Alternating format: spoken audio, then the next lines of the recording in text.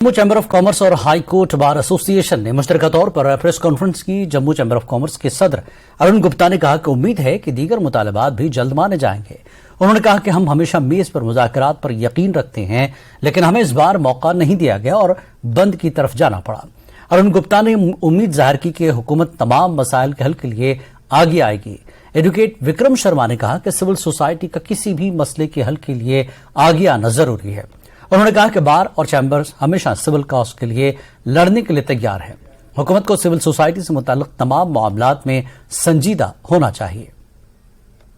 जम्मू की जनता का शुक्रगुजार हूं। जिस तरह का प्यार जो है, जिस तरह की सपोर्ट हमें मिली है, एक ऐतिहासिक बंद जो है वो जम्मू की जनता ने देखा है। मैं समझता हूं कि भाई जो डिमांड्स हम लेकर के आए थे वो पब्लिक की डिमांड्स थी,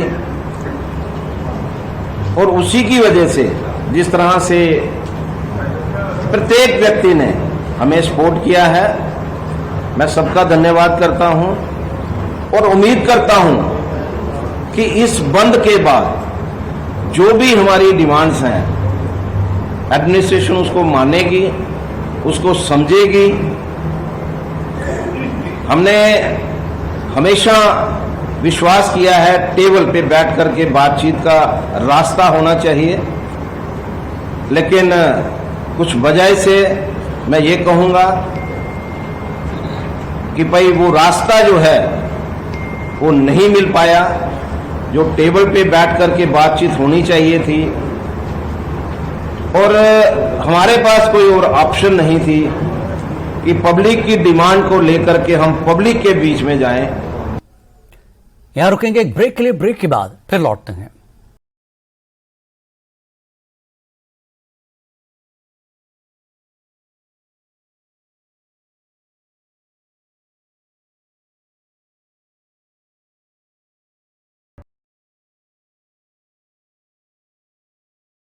दर्ज एसडीएम बनी ने जांच के दिए आदेश।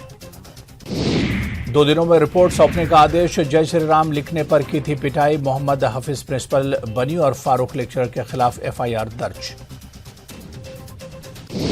बांडीपुरा में अलबद्र का पूर्व आतंकी गिरफ्तार। हथियार और गोला बारूद के साथ शिफात ऋषि गिरफ्तार। मुनीरा नाम की एक महिला को भी सुरक्षा बलों ने किया गिरफ्तार।